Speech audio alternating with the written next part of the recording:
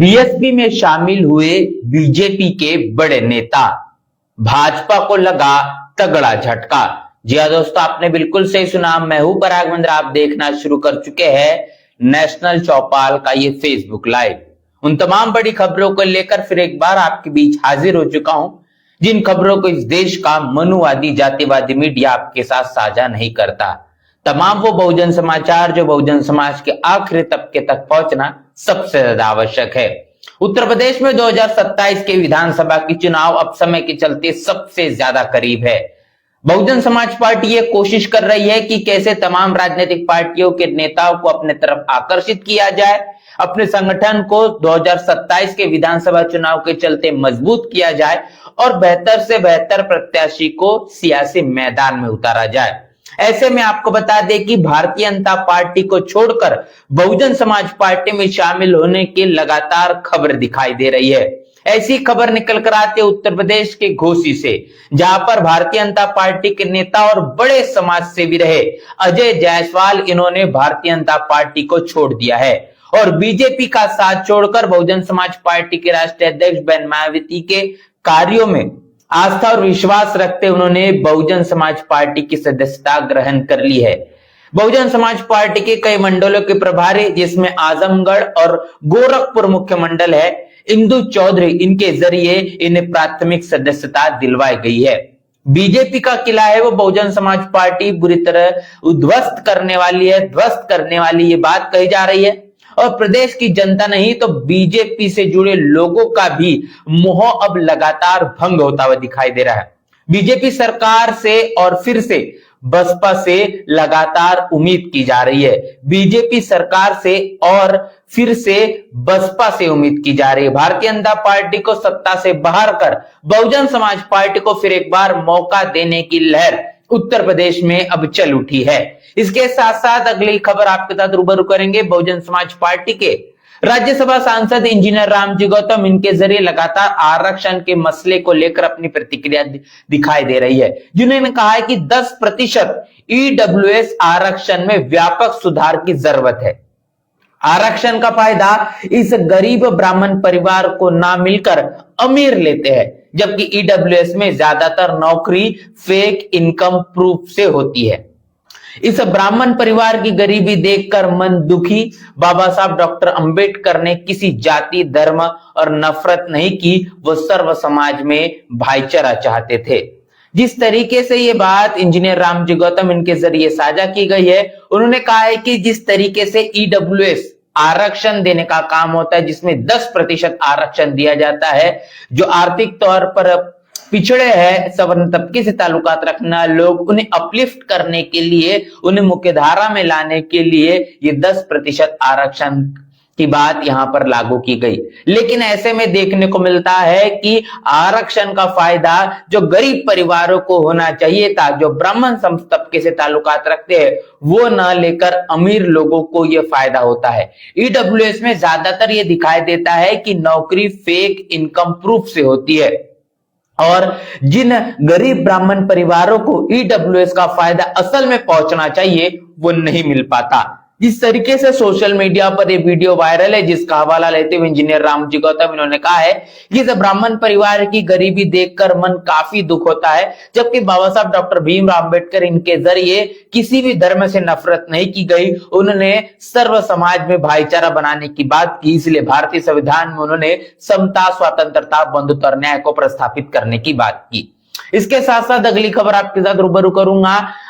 जिस तरीके से भारतीय जनता पार्टी की सरकार पूरे देश में चल रही है और चीनी महंगी होने को लेकर लगातार प्रतिक्रियाओं का सिलसिला जारी है, ऐसे में जब भारतीय जनता पार्टी के नेता को इस बात को लेकर मीडिया के माध्यम से सवाल पूछा जाता है कि चीनी महंगी हो चुकी है, जिसको लेकर विपक्ष लगातार सवाल निशान खड़े कर रहा है, इस पर आपकी क्या कुछ प्रतिक्रिया है?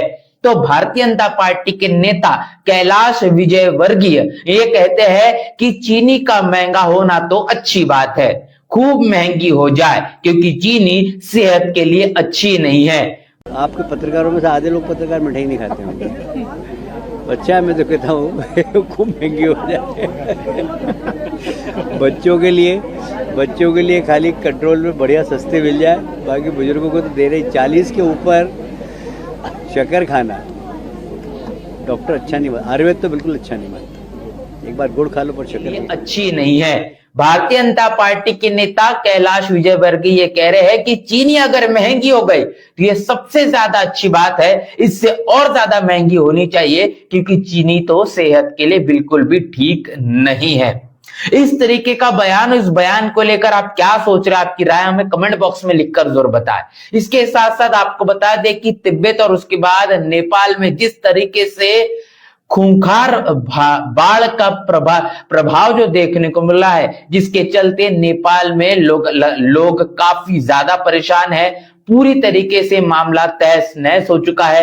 नेपाल का एक बड़ा जो क्षेत्र है वो जल प्रलय के बीच आ चुका है और नेपाल में जल प्रलय के बीच अडिग जो दिखाई दे रही है वो तथागत गौतम बुद्ध की मूर्ति है, जिनका वीडियो सोशल मीडिया पर वायरल है। पानी का प्रवाह ये काफी ज्यादा तेज है और पानी जो बाढ़ के चलते निकल कर आ रहा है अपने साथ मलबा और तमाम इमारतों को अपने साथ लेकर चला जा रहा है। ऐसे में बड़े पैमाने पर लोगों की जाने जा रही है। लोग अपने आप को बचाने के लिए भी कहीं न कहीं समय उन्हें नहीं मिल पा रहा। ऐसे में नेपाल की इस जल प्रलय के बीच तथागत गौतम बुद्ध की जो मूर्ति नेपाल में बनी है वो इस वक्त अडिग दिखाई दे रही, जिसका वीडियो सोशल मीडिया पर वायरल है। इसके साथ साथ आपको बता दें कि खबर निकल कर आती है उत्तर प्रदेश के हमीरपुर से। जेनजी के जरिए जंतर मंतर पर जिस मुताबिक आंदोलन किया गया, इसका ये पूरा प्रभाव अभी भी बरकरार है कि जेन अल्फा ये अपने तमाम स्कूलों में जो चीजें सरकार के माध्यम से उन्होंने मुहैया होनी चाहिए थी वह न होने के कारण लगातार वो आंदोलित है। यूपी के हमीरपुर में जज अल्फा कलेक्ट्रेट पहुंच गए और इनके गांव में सड़क नहीं है जिससे स्कूल जाने में दिक्कत होती है। प्रशासन ने उन्हें रोकने की काफी कोशिशें की लेकिन जज अल्फा चकमा देकर कलेक्ट्रेट पहुंच गए और डीएम से मिलने की मांग करने लगे। करीब 3 घंटे तक उनका यह प्रदर्शन जारी रहा। उसके बाद उन्हें आश्वासन देकर प्रदर्शन खत्म कराया गया।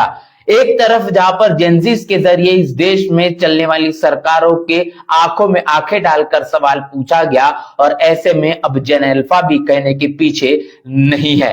अपने तमाम दिक्कतों तकलीफों को लेकर लगातार प्रशासन से गुहार, अपनी मांग को मजबूती से रखने का काम पूरे देश में जेन अल्फा इस वक्त करता हुआ दिखाई दे रहा है। इसके साथ साथ सोशल मीडिया पर वीडियो काफी ज्यादा वायरल है जो बिहार के पटना से निकल कर आ रहा है। बीपीएससी के मसले को लेकर जिस तरीके से परीक्षाओं में धांधली और तमाम तरीके की जो दिक्कतें देखने को मिल रही है, इसको लेकर बिहार के पटना में एक बड़ा आंदोलन हुआ। लेकिन आंदोलन का सबसे बड़ा केंद्र रहा महज 6 वर्ष का बच्चा, जिनसे जो पहली कक्षा में पढ़ता है, जिसके जरिए जो सवाल पूछे गए सरकार से, पुलिस प्रशासन उसके सवाल से डर गया। इसके साथ साथ बिहार में चलने वाली सरकार भी कहीं न कहीं उसके सवाल का जवाब नहीं दे पा रही, जिसको लेकर सीजेपी के संस्थापक अभिजीत दीपके इनके जरिए अपनी प्रतिक्रिया दी गई है। उन्होंने कहा है कि दुनिया के सबसे बड़ी जो डेमोक्रेसी है, दुनिया की सबसे बड़ी डेमोक्रेसी लोकतांत्रिक व्यवस्था में सिर्फ महज 6 साल के बच्चे को डिटेन किया जाता है। सोशल मीडिया पर वीडियो वायरल है और अभिजीत दीपके इनके जरिए प्रतिक्रिया दी गई है। ये तमाम वो खबरें इस देश का जो मनुवादी जातिवादी बहुजन समाज की हर खबर पाने के लिए चैनल को सब्सक्राइब करें, लाइक करें, शेयर करें। नेशनल चौपाल को बचाने के लिए ज्वाइन बटन क्लिक करके चैनल की सदस्यता लें और चैनल को आर्थिक मदद करें।